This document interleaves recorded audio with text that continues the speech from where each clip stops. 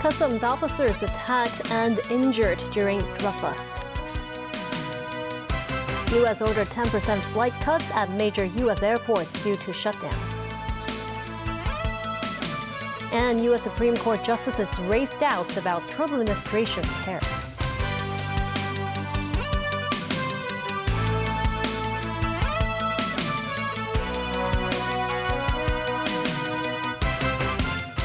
Good evening and thank you for joining us. 3 customs officers have been injured in a knife attack during an anti-drug operation in To Kwa Wan. Police have launched a manhunt for the suspect. The officers are now in stable condition. Samantha Lee has more. Following the knife attack, police arrived at the scene and cordoned off the area outside Honor Building on To Kwa Wan Road. Officers wearing step-resistant vests and holding shields entered the premises to investigate. Police received a report at around 5 p.m. saying that 3 people were assaulted, 2 sustained leg injuries, while 1 had hand wounds. They were all conscious when taken to hospital. Customs said the incident happened during an anti-narcotics raid in a flat of the building. A man in the unit suddenly attacked 2 officers with a knife, and another officer injured his legs when responding to the situation. The suspect fled the scene before the police forcibly entered the apartment. Commissioner of Customs and Excise Chan Chi-tak said officers in the anti-drug operation had weapons, including batons and guns, as it was a dangerous mission. But the suspect launched a sudden attack. Samantha Lee, TVB News. Police have charged 16 people in connection with the JPEX scandal, one of Hong Kong's largest cryptocurrency scams. The case was brought before the Eastern Magistrates Court today, where social media influencer Joseph Lam Chok was granted $300,000 cash bail. The hearing has been adjourned until December 15th. Joseph Lam Chok, who was detained overnight at North Point Police Station, was escorted to court by police this morning. He and 15 other defendants appeared before the magistrate, though none were required to enter a plea. The court has divided the case into multiple proceedings. Among the defendants are Lam Chok, social media influencer Chen Wing-yi, the then COO and general manager of crypto exchange CoinGuru, as well as Sheena Leung and Cheng Chun-hei. They face charges including money laundering, obstructing the course of justice, and fraudulently inducing others to invest in virtual assets. According to the charge sheet, Lam allegedly deceived investors between July and September 2023 by falsely claiming that JPEX was a licensed cryptocurrency exchange operating across several jurisdictions and that its investment products offered guaranteed percentage returns. Chen Wing-yi was accused of making false statements in 2023, claiming that investing in JPEX's tokens would be profitable and that JPEX was on track to obtain a valid license to operate in Hong Kong. 7 of the 8 defendants in this group were granted bail ranging from $50,000 to $300,000. Lam, accompanied by his girlfriend Yumi, left the court after posting $300,000 in cash bail. The JPEX investigation began in September 2023, when the Securities and Futures Commission flagged the unlicensed platform for aggressively promoting its services in Hong Kong. Investors later reported being charged high withdrawal fees or having funds transferred without consent. So far, police have received more than 2,700 complaints involving a total of $1.6 billion in alleged losses. Former lawmaker Lam Chok-ting, charged over disrupting legislative proceedings in 2019, was found not guilty on 2 counts. The case concerned clashes that occurred between April and May 2019 during meetings of the Bills Committee on the proposed amendments to the Fugitive Offenders Ordinance and of the House Committee. Lam was accused of assaulting, obstructing, or harassing lawmakers Ben Chan and Holden Chow within the meeting area. At West Kowloon Magistrates Court, Acting Principal Magistrate Cheng Lim-chi ruled that Lam had merely been standing nearby at the time and there was insufficient evidence to prove a joint assault. The court accepted testimony from ex-lawmaker Abraham Shek, who said he did not feel any force from Lam's hand and that Lam's arm extending forward could not readily be considered interference. U.S. Transport Secretary Sean Duffy said that he would order a 10% cut in flights at 40 major U.S. airports, citing air traffic control safety concerns as the government shutdown hits a record 37th day. U.S. President Donald Trump blamed the government shutdown in part on GOP losses, as Democrats scored major wins in elections nationwide this week, and asked senators to bring the shutdown to an end. Tracy Furness reports. The Federal Aviation Administration, or FAA, said Wednesday that it would reduce air traffic by 10% across 40 high-volume markets beginning Friday morning to maintain safety during the ongoing government shutdown. The reduction stands to impact thousands of flights nationwide, as the FAA directs more than 44,000 flights daily, including commercial passenger, cargo and private flights. Air traffic controllers have been working unpaid since the shutdown began on October 1st, and staff shortages during some shifts have led to flight delays. But we do recognize that the controllers have been working fastidiously for the last 5 weeks with this huge burden over their head of lack of compensation. And we are starting to see some evidence that that fatigue is building in the system in ways that we feel we need to work towards relieving some of that pressure. Speaking to Republican senators at a White House breakfast on the first anniversary of his election victory, President Trump had to address the major wins by the Democrats, blaming the government shutdown in part for GOP losses and demanding the Senate to end the filibuster. Last night, it was not expected to be a victory. It was very Democrat areas, but I don't think it was good for Republicans. I don't think it was good. I'm not sure it was good for anybody. But we had an interesting evening, and we learned a lot. If you read the pollsters, the shutdown was a big factor, negative for the Republicans, and that was a big factor. It's time for Republicans to do what they have to do, and that's terminate the filibuster. It's the only way you can do it. And if you don't terminate the filibuster, you'll be in bad shape. We won't pass any legislation. There'll be no Tracy Furness, TVB News. The U.S. Supreme Court justices sharply questioned President Donald Trump's use of an emergency law to impose a series of globe-rattling tariffs and appear skeptical of the legality of the levies. Earlier, the Trump administration lost a lawsuit filed by 5 small businesses and 12 states, with the lower court saying the president had exceeded his authority. Danny Zhou reports. In one of the biggest cases of the term, the United States top court on Wednesday heard arguments on Trump's billion-dollar reciprocal tariffs on imports from scores of countries.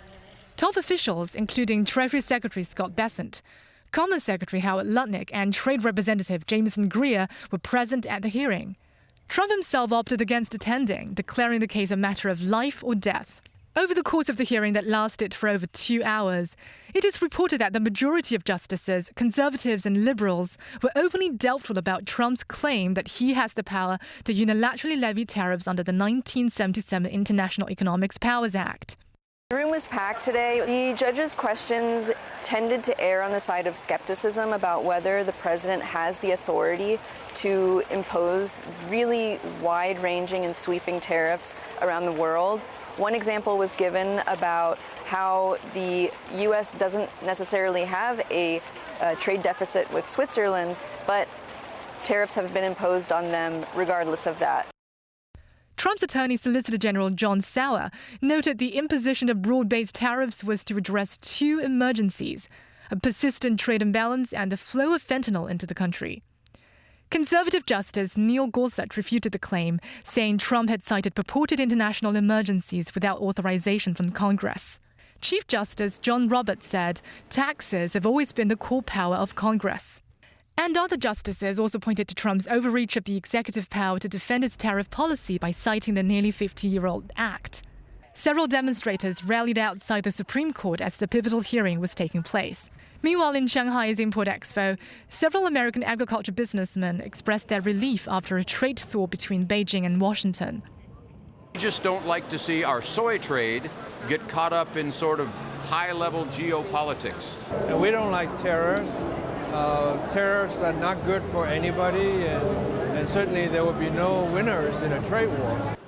Traders said China booked 2 cargoes of American wheat after last week's Trump-Xi meeting, the first purchases since October 2024. Danny Zhou, TVB News.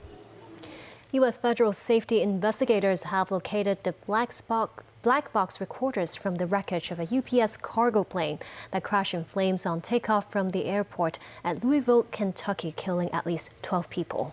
Tracy Furness reports. The 34-year-old MD-11 freighter was bound for Honolulu with 3 crew members aboard when it crashed just after clearing a fence at the end of the runway during takeoff Tuesday evening. The plane was immediately engulfed in a fireball, igniting a string of blazes and scattering debris stretching about half a mile through an industrial corridor, including a petroleum recycling facility that was set ablaze and exploded. Speaking to reporters, a member of the NTSB said they have located the plane's black box. We have identified the cockpit voice recorder and the flight data recorder. This is what is commonly referred to as the black box. We have investigators now that have located it. As you can imagine, it's suffered some heat, not intrusion, but heat around it. These recorders are built for that. This is Kentucky Governor Andy Beshear said they are moving from a rescue to recovery mode as they do not expect to find anyone else alive. And there are a handful of other people that we're still searching for that we hope weren't on site and that we hear were somewhere else. The other piece of news is we are moving from a rescue to a recovery mode. We do not expect to find anyone else alive in the area. Those that died were 3 people on the plane. The others were on the ground, as about 20 people were also injured. Tracy Furness, TVB News. And still ahead. Philippine president declares state of national calamity due to Typhoon Kalmaegi. Outgoing Lechko urges the public to vote in December. And optimism on tap. Hong Kong Wine Fair exhibitors expecting brisk business.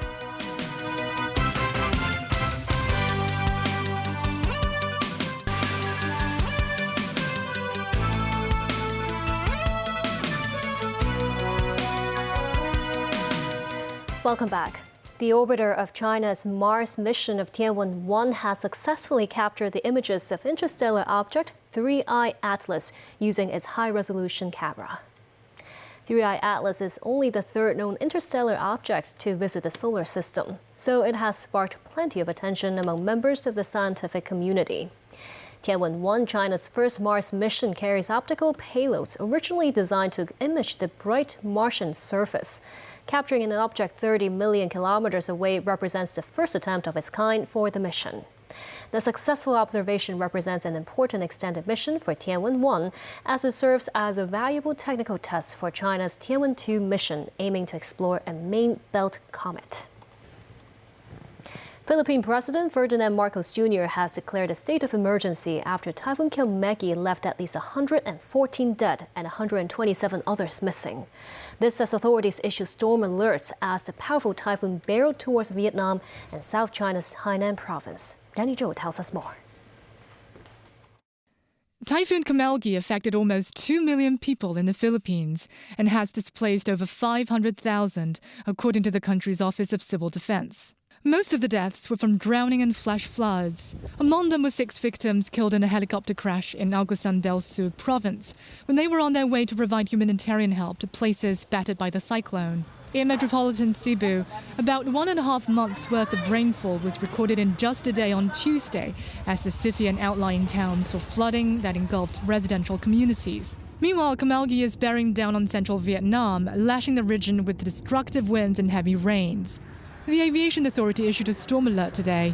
Airlines were cancelling or rescheduling flights to and from central and highland cities. In Hainan province, the severe flooding and heavy downpours prompted evacuation of thousands of residents and the activation of elevated emergency response protocols by the local government. Danny Zhou, TVB News. Chief Executive John Lee explained Hong Kong's advantages at a promotional event in Shanghai organized by the government's task force on supporting mainland enterprises in going global. The event was also attended by Xu Qifang, Deputy Director of Hong Kong and Macau Affairs Office, and other guests. In his address, Lee welcomed more mainland enterprises to leverage Hong Kong's international platform for overseas expansion. He says such companies require substantial financial and professional support, as well as an international business platform to align their products and technologies with international standards. He said Hong Kong will continue to strengthen its dual role as a superconnector and super value-added agent, and is the best platform and partner for mainland enterprises going global. The nomination period for this year's Legislative Council election ends today, with 161 nominations submitted. All candidates will be assessed by election officials before they become eligible to run in the polls. Samantha Lee takes a look at the situation for the direct elections. 4.13 million eligible voters in Hong Kong will be able to cast a ballot in their designated geographical constituency on December 7th to decide 20 of 90 seats of the new LegCo. The two candidates with the most votes in the constituency will be elected. 51 nominations were received across the 10 geographical constituencies. Kowloon Central is the most hotly contested battleground, with 6 candidates fighting for 2 seats. Incumbent lawmakers Derry Lee Wai King from the Democratic Alliance for the Betterment and Progress and Kisan Yuan Wen Kit are seeking another term. Other candidates include Jackie Lee Chiu Yu from the Business and Professionals Alliance, Yao Yu Sing from the Federation of Trade Unions, and Leung Nok Hin and Tammy Tam Lai Yi. As for other 9 geographical constituencies, they each have 5 candidates competing for the seats. On Hong Kong Island East, DAB is fielding 2 candidates, while the other candidates come from the FTU, the New People's Party, and the Liberal Party. These 4 political parties also have candidates in Hong Kong Island West. No current councillors are eyeing re-election in New Territories South-East and New Territories North. New Territories Northwest is contested by DAB's Holden Chow and the FTU's Lok Chung Hong, who hope to retain their seats. Other candidates are Mark Chung from the Round Table, Ken Man Feng from the New People's Party, and Leung Meng Kin. All candidates in New Territories Southwest are women. In New Territories Northeast, the chairperson of the DAB, Gary Chen, and Dominic Lee from the New People's Party will fight to keep their seats. They will be challenged by Koo Wai Ping from the FTU, Calvin Tang from the BPA, and Alan Wong. Each candidate has to be nominated by no less than 100 voters of the constituency, and at least 2 from each of the 5 sectors of the election committee. Outgoing lawmaker Tek Chi Yun, who had hoped to pass the baton to someone in his party, Third Side, said no one there could secure enough nominations from the EC. President of the Legislative Council Andrew Leung said the competition in some constituencies is keener than the previous election. No one would receive the so-called special spacing, as all contestants start on the same starting line and compete on the basis of their ability, policy platforms, and their dedication to serving the society. Samantha Lee, TVB News. All functional constituencies in the Legislative Council election will be contested this year. Olympic gold medalist Vivian Kong, who has entered the race for the tourism functional constituency, has been asked by election officials to clarify her connection to the industry. Vivian Kong, Team Hong Kong's fencing champion, has filed her nomination, garnering 14 corporate electors' endorsements.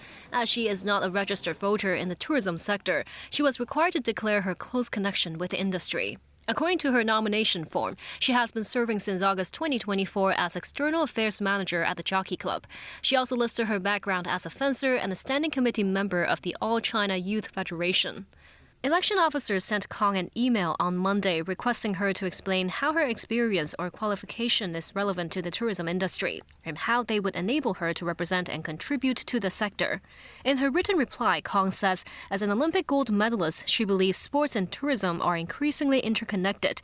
She notes that her role in the Jockey Club has allowed her to participate in projects under the racing tourism ecosystem, which has been included in the government's Tourism Industry Development Blueprint 2.0 as a core strategy. Kong's rival in the constituency, Ma Yet-chiu, a tourism practitioner, secured 17 corporate nominations. Ma declared himself as a member of the Travel Industry Council's Public Relations Committee. He holds tour guide accreditations from the council. Overall, 30 Legislative Council seats will be decided through the functional constituencies, all seeing contested races this year. The social welfare sector is expected to be among the most competitive, with 3 candidates vying for 1 seat, while the labor sector, which has 3 seats, sees 5 candidates in the running. There are 40 seats in the election committee constituency and 50 nominations already submitted. The annual Hong Kong International Wine and Spirits Fair opened today, debuting a World of Spirits zone. Exhibitors in the new area include a Guizhou heritage-listed liquor brand, which sets sights on tapping Hong Kong as its gateway to global markets. Held at the Exhibition and Convention Center in Wan Chai, the 17th Hong Kong International Wine and Spirits Fair drew more than 620 exhibitors from 23 countries and regions, with the first 2 days being reserved for buyers and trade professionals. For the first time, the fair features a World of Spirits zone. Apart from premium Chinese spirit by Jiu, first-time exhibitors include Guizhou Jieben, a provincial heritage-listed distillery known for its health-oriented liquor made with traditional Chinese medicinal herbs like ginseng and gastrodia. The Guizhou brand's chairwoman says they hope Hong Kong can help promote more Chinese liquor to international markets. A Hong Kong-based gin distillery also showcased its locally crafted blends infused with iconic Hong Kong flavors like pineapple bun and ginger lemon honey. Jeremy Lee, the brand's co-founder, says they are exploring export opportunities at the fair and possible collaboration with local partners, including airlines and private clubs. Returning for the 5th year, a Scottish whiskey and cask trader reported a 40% jump in Hong Kong sales this year, a sign of growing investor and collector interest in fine spirits. Just from an investment point of view, holding it 3 to 5 years and then making a return on the secondary market. Combination of the interest picking up, people understanding that they can invest into it, and just kind of pushing it out there to the younger generation has really boosted the population, like the popularity of it. On the final day of the Wine and Spirits Fair, the event will be open to the public aged 18 or above, with tickets available for purchase. Public admission tickets cost $200, with online discounted prices at $99. Another reminder before we go, because of the live coverage of the 15th National Games on our channel, news at 7:30 tomorrow will be aired at 10 p.m. instead. And that's the news. Thank you for watching.